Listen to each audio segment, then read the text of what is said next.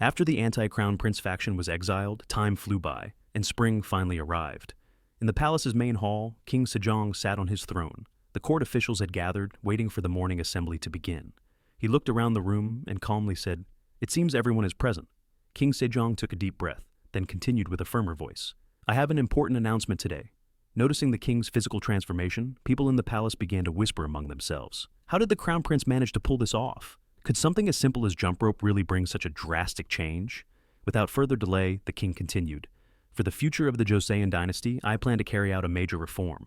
With great enthusiasm, the king held up a reform proposal book. His face lit up with excitement. Everyone who saw him was stunned, except Hyang, who looked exhausted. So it finally begins, he thought. A few weeks earlier, while Hyang was sound asleep, he heard a voice outside his door. "Hyang, are you awake?" He recognized the voice. Slowly sitting up, Hyang replied, "Not yet, father. You can come in." From outside, King Sejong answered, "No, I just wanted to borrow the chart you used in your presentation." Rubbing his eyes, Hyang said, "It's on my desk. Feel free to take it." The king thanked him, then called out to a eunuch, "Bring me that chart." A eunuch opened the door and entered to retrieve it. Before leaving, the king said his goodbyes. "I'm heading out. Go back to sleep." Still half asleep, Hyang mumbled, "All right, father." He yawned and drifted back to sleep, completely unaware that this late-night visit would one day give him a never-ending headache. The next day, a familiar voice echoed across the eastern palace. "His Majesty the King has arrived," shouted a eunuch. "Father's here," Hyang thought, immediately rushing out to greet him. The king entered and said, "There's a part of your chart I don't understand. Can you explain it to me?" Still groggy from just waking up, Hyang gave a small bow and replied, "Yes, father." The following day during lunch, King Sejong brought up the chart again. Hyang grew even more confused. The next day, Hyang started to feel that something was off. By the third visit, he thought, "Does this man never get tired?" It was already 1 a.m., but instead of looking sleepy, his father's eyes were glowing with energy. They stayed up late into the night, still discussing the chart. The king was completely absorbed in the papers on the desk. After a while, he turned to Hyang. "It seems you still don't get it. Let me explain it again." Exhausted, Hyang quickly replied, "No, father. I understand it perfectly." King Sejong smiled with satisfaction. "I'm glad I have such a smart son." Inside, Hyang was crying, but he forced a smile, pretending to be happy with what he had done. Back in the present, King Sejong enthusiastically presented his reform plan to the ministers. "I want all of you to review this thoroughly, find any issues that need fixing or areas that can be improved." Everyone bowed in acknowledgement of the king's order. With eyes shining, King Sejong added, "And if any of you have a better plan, make sure to tell me." And so, King Sejong's grand reform began. The first area of reform was the structure of the central government. The king outlined a new framework based on 6 departments and proposed procedures for its implementation. The second reform involved reorganizing regional governance.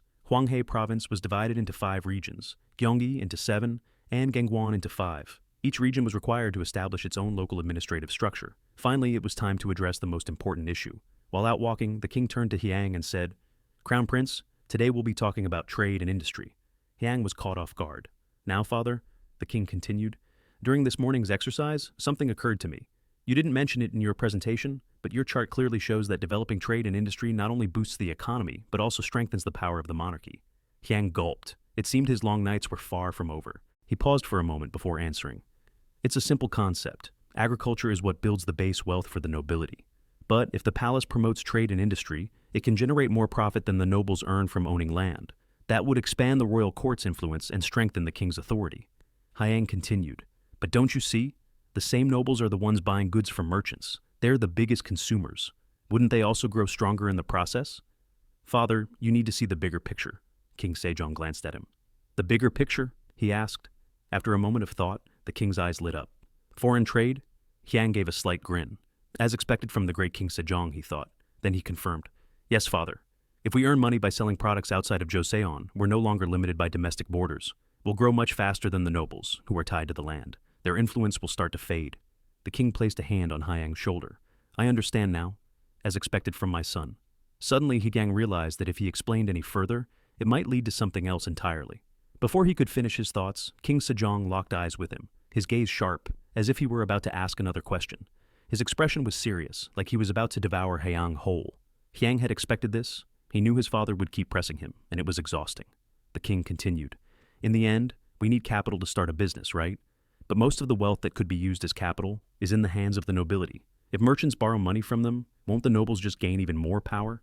Hyang quickly explained that, while that was one way, there was another. They could bring the merchants to their side instead. The king looked confused. What do you mean by that? Hyang went on. It's not the nobles who should be lending them money, but the court itself. In modern terms, it's a national bank, a state-run bank with specific national objectives, not private interests. They would provide the capital, allowing merchants to borrow money at reasonable interest rates. King Sejong accepted the idea of establishing a national bank and proposed it as the final step in his grand reform. As a result of his sweeping reforms, the number of government officials needed grew significantly. The royal court had to constantly seek out talented individuals to fill these positions and ensure there were enough experts in every field. King Sejong ordered a full review of the education policy to make sure that even commoners could receive basic education. The reforms were implemented gradually, and the policies were carefully coordinated by sending officials to observe their impact on local populations. However, ever since the new policies were enforced, all kinds of issues, both big and small, started to appear throughout the kingdom. It took a long time for these reforms to fully take root. In fact, they weren't completely implemented until 15 years later. In the distant future, historians would refer to this event as the Year of the Dragon Reforms. King Sejong expressed his gratitude to Hyang. It took a long time, but thanks to you, the people's lives will be better. Hyang grinned and gave a thumbs up. No need to thank me, father. Just being able to help you is enough. But in his heart, Hyang thought, this is the first time I've met someone even more passionate about their dream than I am. The king burst out laughing. Ha ha ha, you rascal. Hyang looked up and asked, Father, why don't you leave the rest of the work to me and the ministers? I don't think you need to handle everything personally. The king playfully smacked Hyang on the head. You cheeky brat. This is the duty of a king. How could I not understand everything myself? Rubbing his head, Hyang pouted. That's not what I meant, father. I could work with the ministers and report back to you. King Sejong smiled at him. Hyang, is there a difference between learning by doing and just understanding something through someone else's words? Which do you think is more effective? Hyang was taken aback by the question. The king continued, I don't want to be the kind of ruler who just sits around listening to reports. After saying that, King Sejong laughed heartily again and walked back inside. Hyang stared after him, wide-eyed, realizing, just as I thought, no matter how much I know about the future, there are some things I'll never be able to surpass. One day, at the Eastern Palace, a familiar announcement echoed throughout the court. His Majesty has arrived. King Sejong entered the room, and Hyang greeted him politely. Father, you're here. As usual, the king had come to ask about one of Hyang's charts. Hyang, I was looking over your chart again, and something caught my attention. At the mention of chart, Hyang immediately tensed up. This time, he didn't hold back and quickly said, Father, I just want to rest. Please, let me rest for a bit. Seeing his son so flustered, the king gently reassured him. This time, it's not about the reform plans. Even so, Hyang didn't look entirely relieved. His face still showed signs of concern. What is it, father? King Sejong continued. In your presentation, you mentioned several policies, but I noticed you didn't talk about the military at all. Why is that? Hyang froze at his father's question. The king pressed further. Don't tell me. You have no ideas when it comes to the military? Hyang stayed silent for a moment before finally smirking, leaving a look of curiosity on his father's face. Beads of sweat rolled down Hyang's cheek as King Sejong muttered, You sneaky little brat. Then Hyang explained, If I had brought up the military, it would have only complicated things even more. He turned the question around. Father, what do you think about our current military? The king replied slowly, I think this country still lacks stability. We don't yet have the proper system to manage the military. We need to invest more resources and effort to prepare for any threats that may arise. Hearing the answer he had been waiting for, Hyang thought, Perfect. The time has come. After the king finished speaking, he asked Hyang for his opinion. Hyang quickly responded, I agree, father. I believe it's absolutely necessary, especially when it comes to strengthening our navy.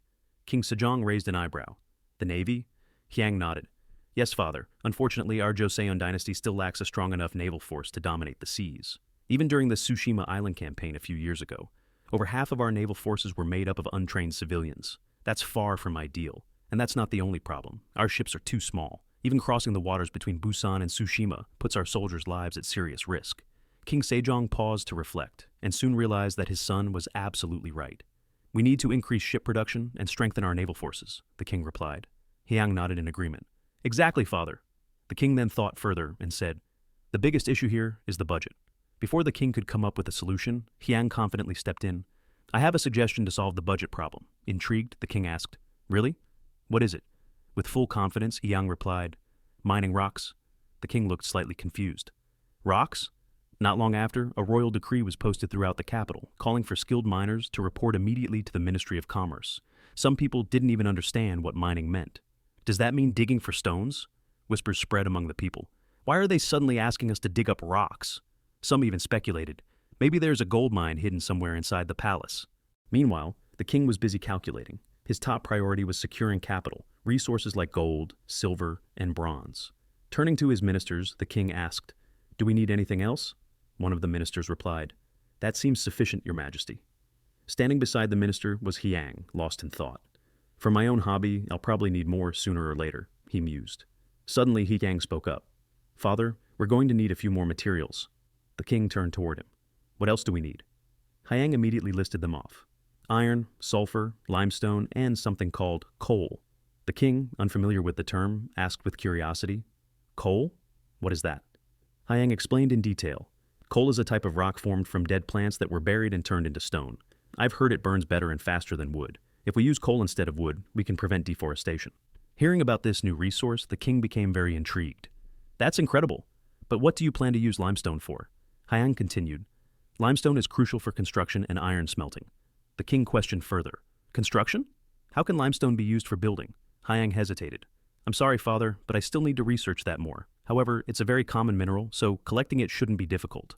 Hyang recalled his modern knowledge. Iron, coal, and cement were all critical in driving the Industrial Revolution. Without these resources, how could industry ever move forward? One of the ministers spoke up. "Your Majesty, I apologize, but we don't have any sulfur deposits in Joseon. That's why we've always imported it from Wakoku, even to this day," Hyang countered. "But are we really sure we don't have any? It's possible we do. We just haven't found them yet. Sulfur isn't only found in Wakoku, but also in the Ming Empire. It doesn't make sense that we have none at all. Of course, sulfur mines might be in hard-to-reach places, but the most important use of sulfur is for making gunpowder, essential for national defense. It's one of the most critical materials. If we keep relying on imports, it could become a serious problem in the future." Hyang's words left the court ministers stunned. Only now did they realize how serious the situation truly was. After hearing this, King Sejong fully agreed. "We need to investigate this further," he said. One of the ministers chimed in. "You're right, Crown Prince. Let's go search for it." Hyang was satisfied with how things had gone. As expected, he thought. Framing it as national defense instead of military power really made things move more smoothly. And so, skilled miners from all 8 provinces of Joseon gathered in Hyang. King Sejong established a new organization called the Resource Agency, placed under the Ministry of Commerce, to manage them. An official gave instructions to the workers. "Your job is to travel across the entire kingdom and find the minerals listed here. If you search diligently, you'll be handsomely rewarded. So, do your best." The miners shouted in unison. "We'll do our best." At that moment, King Sejong arrived. "His Majesty the King has arrived." Upon hearing the announcement, all the miners quickly fell to their knees and bowed. "This humble servant greets Your Majesty." The king smiled warmly. "The work you are about to do is incredibly important. The prosperity and strength of our nation depends on the results of your efforts, so I hope you all give it your very best." "Yes, Your Majesty. We will give it everything we have," the miners responded in chorus. The minister then gave one final instruction. "Review this list carefully. Check if anything's missing." One of the miners responded, "Yes, sir." He took the list and unrolled it so everyone could see, then read it aloud. "Let's see. Gold, silver, copper, coal." "What's coal?" someone blurted out. "I've heard of it before. It's a type of black rock that burns easily." The man holding the list was stunned. "A rock that burns? That sounds strange." Next on the list was sulfur. Another man asked, "Do we even have sulfur in Joseon?" They unrolled the scroll further. The miners noticed something written in the corner. "What's this?" one of them asked the man holding the list. The man read it out loud. "Immediately report if you find the following mineral. A shiny black stone that looks like obsidian but is more brittle. It's called graphite." Sometime later, a large shipment of raw minerals was delivered to Hyang. Seeing the piles of stone and ore before him, Hyang was overjoyed. "Amazing! They did a great job. We now have all the essential materials we need." Suddenly, a eunuch came to report to the crown prince. "We have news. The envoy from the Ming Dynasty has returned." Upon hearing the news, Hyang was overjoyed and exclaimed, "They've finally returned." Inside the court, a large table filled with books and documents had been set up in the center of the room. "These are gifts from His Majesty's envoy," someone announced. One of the ministers stepped forward to examine the items. He was stunned by what he saw. King Sejong picked up a large sheet of paper, furrowed his brow, and wondered, "What kind of map is this?" Looking at the documents laid out before him, the king asked, "Hyang, what are all these books and maps?" Hyang quickly replied, "I made a separate request to the head of the delegation. These items are important for governance, national records and maps from Admiral Zheng. He's great expeditions." The Minister of Revenue chimed in. "I've heard of someone named Zheng He. He was a eunuch under Emperor Yongle. It's said he led naval expeditions to explore distant seas under the emperor's orders." Zheng He was a renowned eunuch in the Ming Empire, highly praised in modern Chinese history. It's said that his journeys reached as far as the lands we now know as Southeast Asia and Africa. Although King Sejong had heard of Zheng He before, he still didn't understand how his voyage records could be relevant to governing a country. Hyang held up a map in front of his father. "Look at this map. It's worth 1,000 gold coins." As he spoke, the king and his ministers stared at him with puzzled expressions.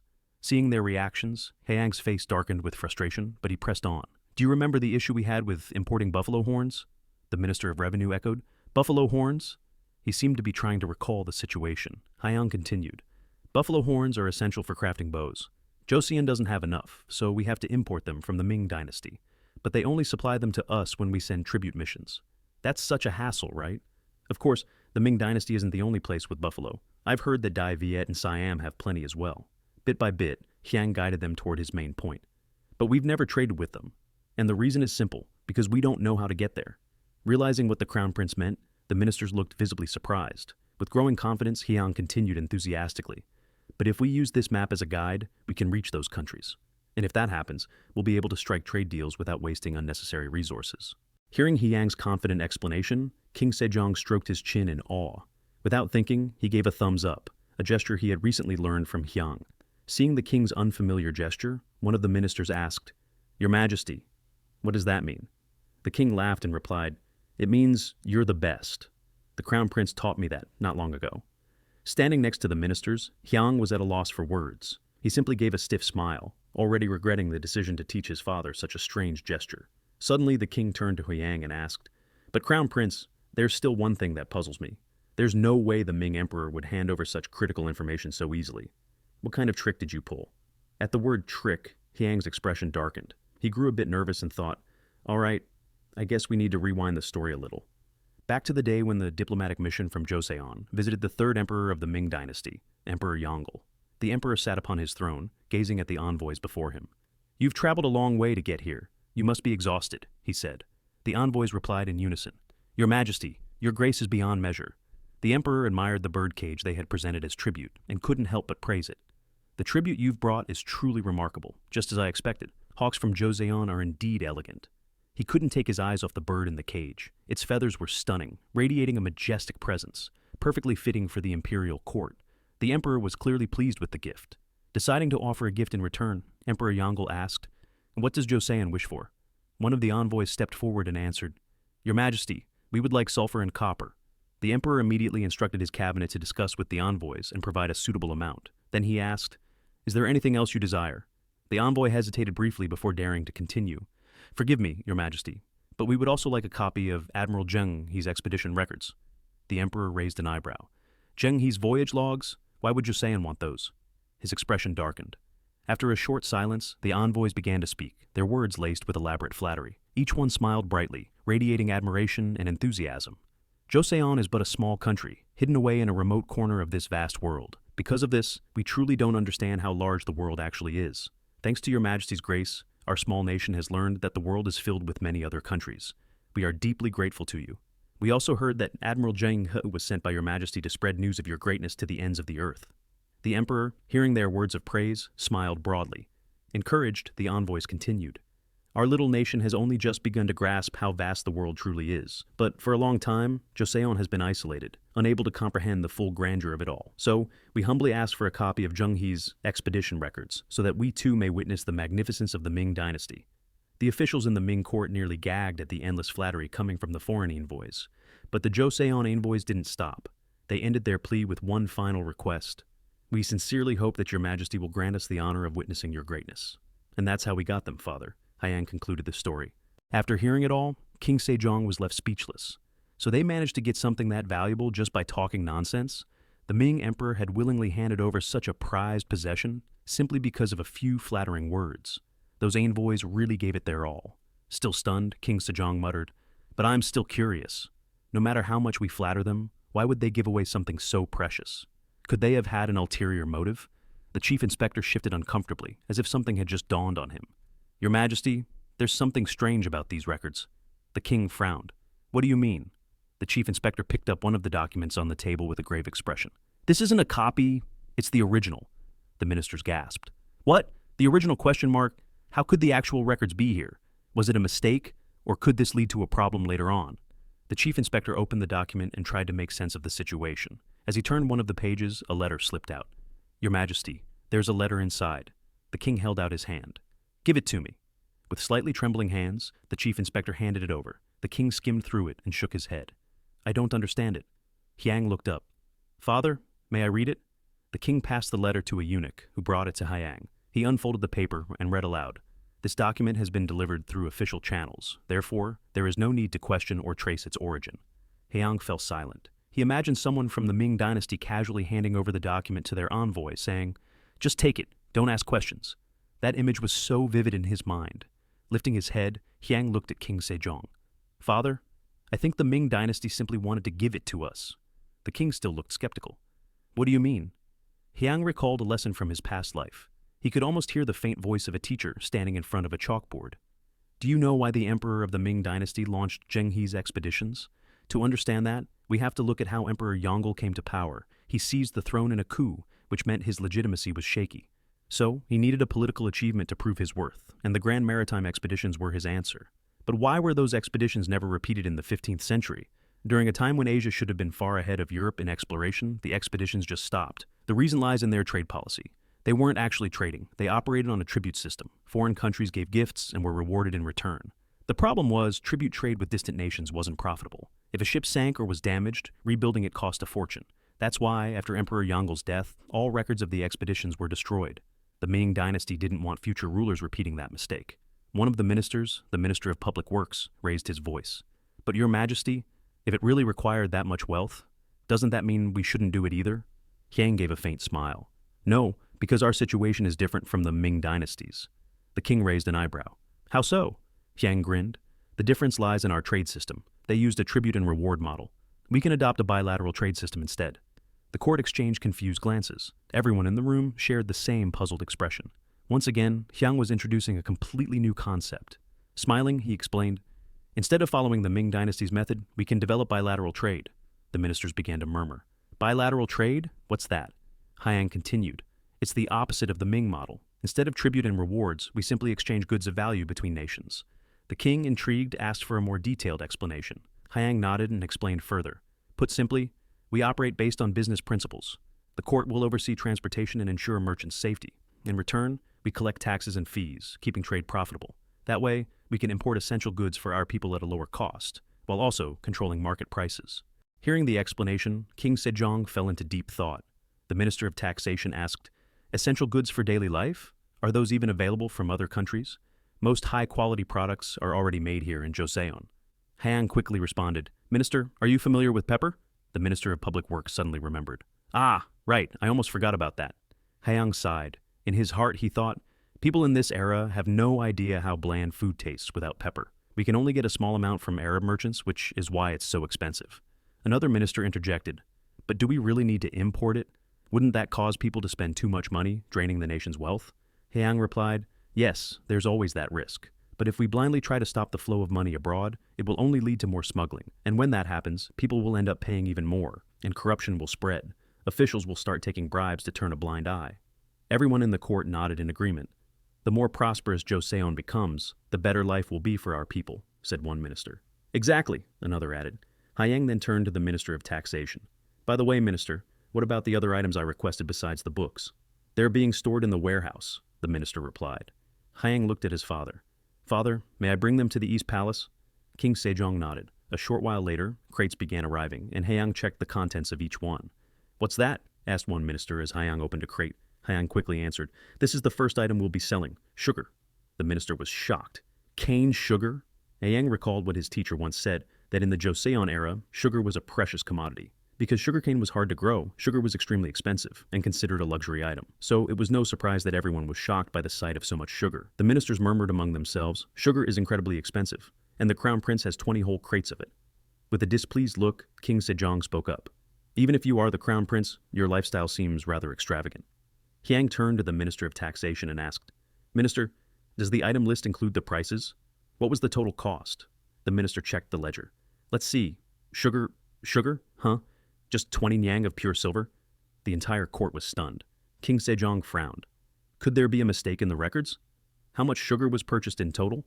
The Minister of Taxation swallowed hard and replied politely, A total of 200 guan, or roughly 800 kilograms, Your Majesty.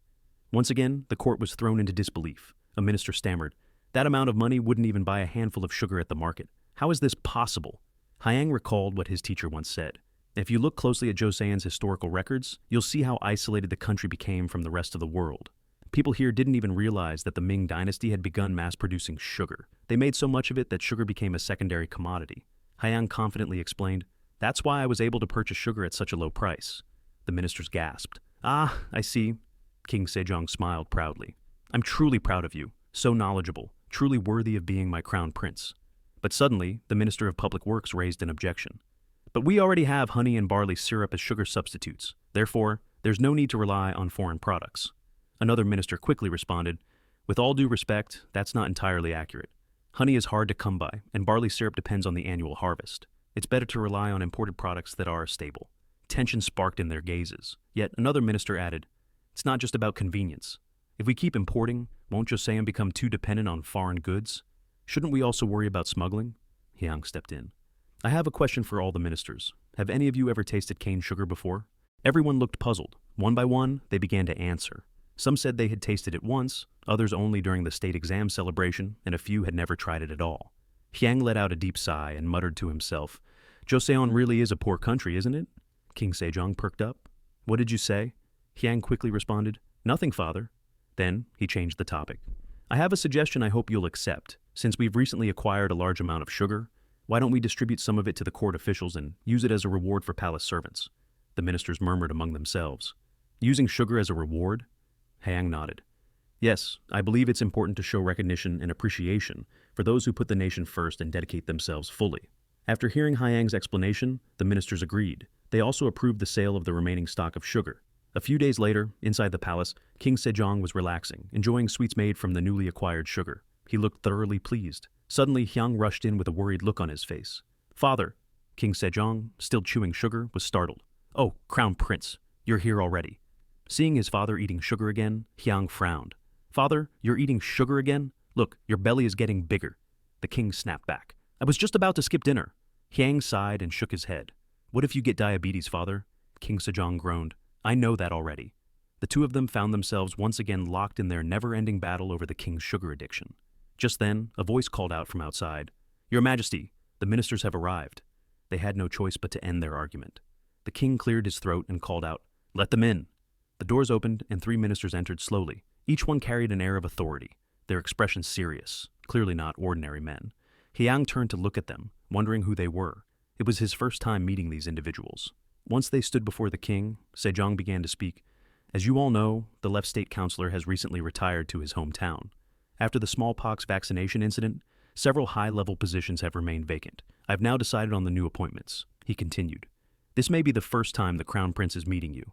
Why don't you all introduce yourselves?" Hyang glanced at the men beside him, still unsure who they were. The first man stepped forward. "I am Ming Sejong, right state councilor. I am Hwang Hee, left state councilor. And I am Lee Jeek, chief state councilor." Hyang was stunned by their introductions. A wave of emotion rose within him as he thought, "This is insane. Could it really be them?" He looked at the 3 men again, thinking to himself, "They've truly arrived."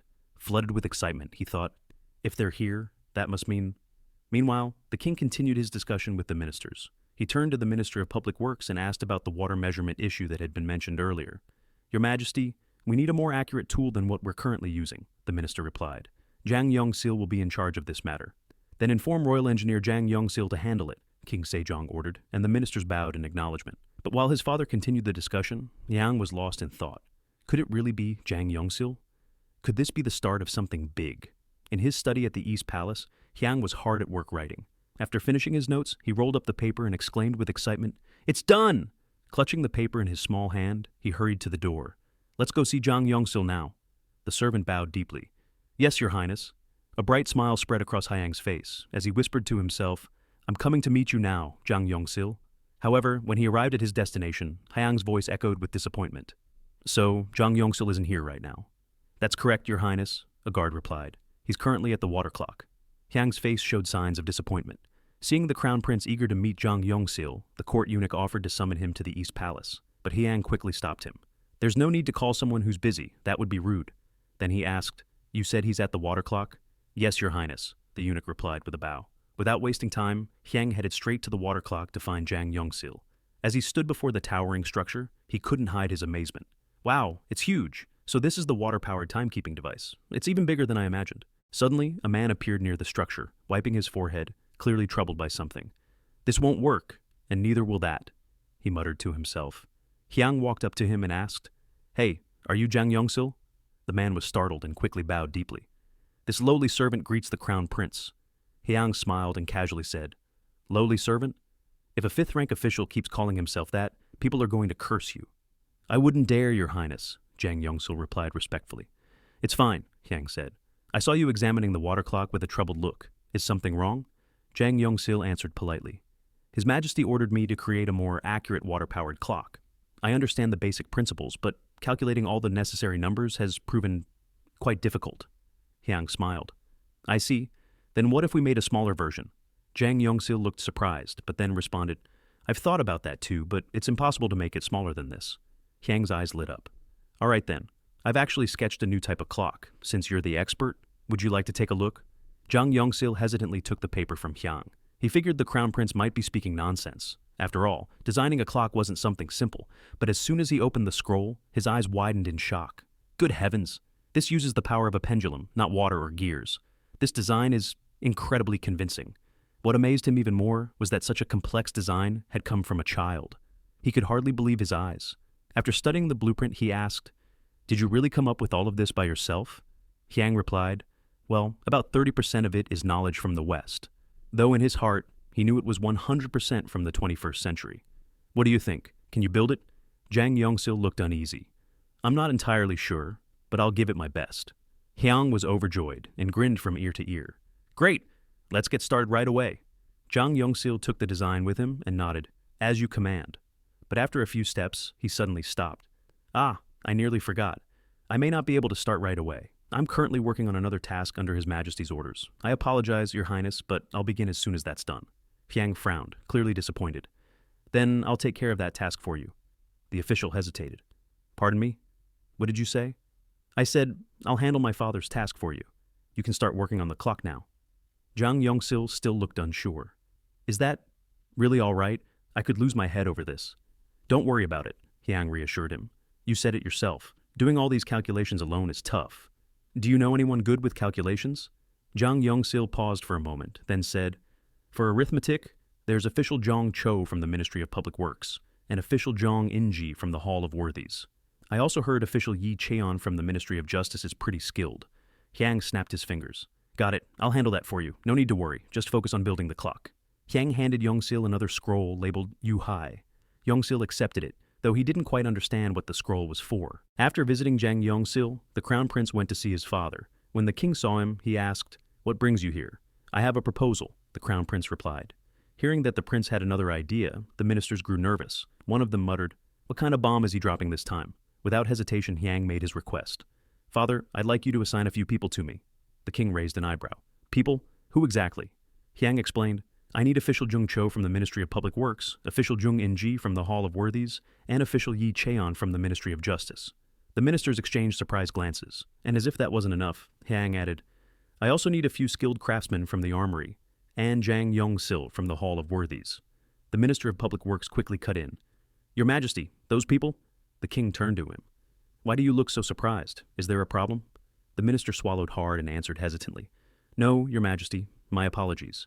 But those individuals are key talents in their departments. Without them, managing state affairs will be extremely difficult. I'm sure the crown prince has something important in mind, but the affairs of the state are important too. The king turned back to Hyang. Crown Prince, explain to me. Why do you need them? Hyang paused for a moment, then answered with firm conviction. I want to create things that will help make Joseon stronger. The king narrowed his eyes. Inventions? Hyang nodded. I already have over a dozen designs drawn up in my study at the East Palace. But those are only the blueprints. Precise calculations still need to be done. That's why I need these math experts. If they help me bring these ideas to life, they'll be the pioneers behind Joseon's strength and prosperity. The ministers were silent, unsure of what to say. The king seemed a bit confused, while some ministers didn't fully understand what the crown prince was planning. The next day at the East Palace, 3 officials sat together in discussion. The first to speak was Mr. Zhang Inji. Royal Advisor Zhang, it's been a while. Official Zhang nodded. Indeed, Official Zhang Inji, It's been quite some time. Jung Inji turned and asked, "The Crown Prince said you're working on a clock. Is that true?" Official Jang nodded and unrolled a scroll in front of them. "Yes, this is a clock design created by the Crown Prince himself." Everyone leaned in to study the blueprint carefully. Jung Inji furrowed his brows. "This system seems to use a single structure to track time throughout the day, but in Joseon, we use a different system for night hours. Won't that be confusing? If we apply this, we'd be forcing people to use the same method for both day and night." Just then, the door opened and Hyang walked in confidently. The officials immediately stood and bowed. "We greet His Highness the Crown Prince." Hyang smiled. "I heard your concerns. Right now, the way we measure time depends on the season, and that's inefficient. For the sake of the people, wouldn't it be better to use a consistent time system, both day and night?" The officials exchanged glances and nodded. "You're right. But, Your Highness, why did you call us here?" Without a word, Hyang placed a thick stack of papers on the table in front of them. "Could you solve all these math problems for me?" In his hand were sheets of math problems he had prepared specifically for them. The officials stared at the stack with expressions of shock, disbelief, and quiet resignation.